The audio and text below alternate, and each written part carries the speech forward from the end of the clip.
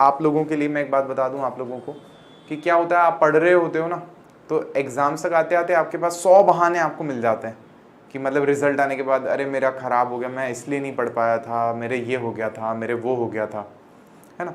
लेकिन आप मान करके चलेंगे दुनिया को बहानों से कोई मतलब नहीं होता। दुनिया आपसे कभी ये नहीं पूछती कि आप कितनी मुश्किलों से पढ़े, है ना, कितनी मेहनत लगी, या कैसे कैसे दिन में भी आपने पढ़ाई की। इसका एक बहुत अच्छा मेरे को एग्जाम्पल लगता है कि जब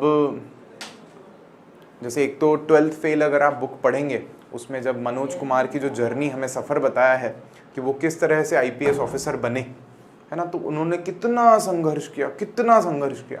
मतलब उन्होंने, आप माने कि वो कुत्ते घुमाने ले जाते थे अमीर लोगों के, जिसके लिए उनको 2000 मिलते थे दिल्ली शहर में उस वक्त पे।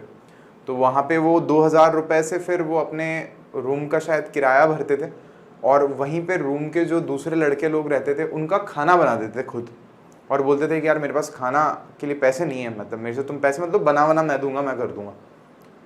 और फिर वो कुत्ते घुमा के लाते थे, जो पैसा मिलता था उससे किराया वगैरह भरते थे, और ट्यूशन पे भी वो रिक्वेस्ट करके, है ना, टीचर से फ्री में ही कुछ ऐसा कि मैं जब भी जॉब लग जाएगी मैं आपको फीस दे दूंगा।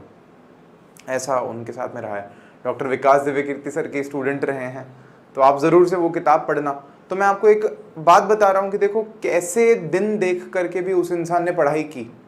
अगर वो इंसान नहीं करता, पढ़ाई छोड़ देता, कोई नौकरी करने लग जाता छोटी मोटी, कहीं पैसा वैसा कमाने लग जाता, तो उसको कोई कहता नहीं, सब कहते अरे नहीं नहीं यार इसकी तो परिस्थिति इतनी ख़राब थी जो वो कर नहीं पाया।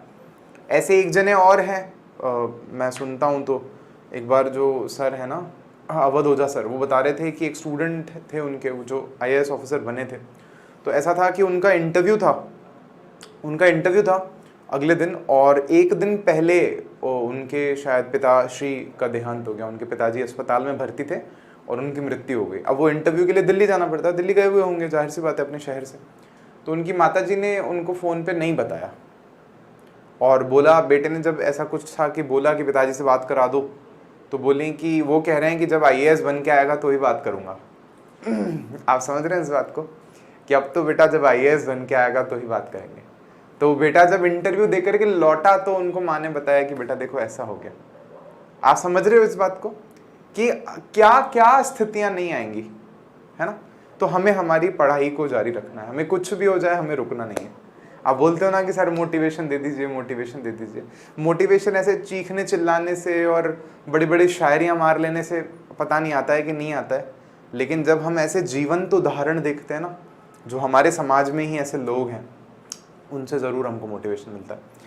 आप देखोगे कि जो गुजरात के यंगेस्ट हसन करके जो हैं आईपीएस ऑफिसर हैं, यंगेस्ट, काफ़ी छोटी उम्र में ही वो बन गए थे, नाम मैं उनका थोड़ा सा भूल रहा हूँ, बड़े फेमस हैं, बड़े विख्यात हैं। उनके साथ ऐसा हुआ था, एग्ज़ाम देने जब जा रहे थे एक्सीडेंट हो गया था। अब वो कहते हैं कि मेरे पास चॉइस थी कि मैं यहाँ तो एग्ज़ाम देने चला जाऊँ, मतलब मैंने उठ के देखा कि ऐसा तो है कि मैं एग्ज़ाम तो दे सकता हूँ, तो फिर भी चॉइस थी कि हॉस्पिटल जाऊँ या एग्ज़ाम देने जाऊँ। तो बोले मैं एग्ज़ाम देने गया। तो बोलते जब हम इतनी मेहनत करते हैं तो फिर ऊपर वाला जो मालिक है वो फिर हमें बख्शता है ना, वो फिर हमें उस मेहनत के प्रपोर्शन में फल ज़रूर देता है। मतलब ये बिल्कुल ऐसा है कि हमारी मेहनत जो है और जो हमारी सफलता है दोनों प्रपोर्शनल है, ठीक है, और वो मालिक जो है वो हमें सफलता ज़रूर देता है। आपकी सफलता रखी नहीं जाएगी। बहुत सारे स्टूडेंट्स मेरे से पूछते हैं कि सर वो तो चीटिंग करके ये हो गया, उसका तो वो हो गया सर, तो कैसे सर, फिर ये तो दुनिया में धोखाधड़ी भरी पड़ी है। तो मैं उनको कहता हूँ यार आप छोड़ो, भगवान के दरबार में ऐसा नहीं चलता है, सब धोखा वोखा कुछ नहीं चलता है, वहाँ पे ईमानदारी चलती है।